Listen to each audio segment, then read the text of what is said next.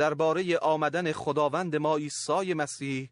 و جمع شدن ما با او از شما خواهش می‌کنم نگذارید سخنان کسانی که به استناد نامه و گفته‌های ما یا با موعظه و نبوت‌های خود ادعا می‌کنند که روز خداوند فرا رسیده است شما را مشوش و نگران سازد.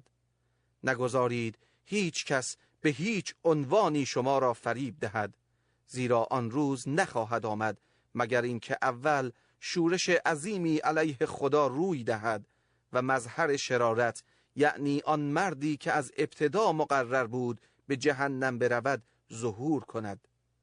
او با هر آنچه خدا خوانده می شود و هر آنچه معبود آدمیان است مخالفت می کند و خود را مافوق همه آنها قرار خواهد داد، به حدی که در معبد خدا می نشیند و ادعای خدایی می کند.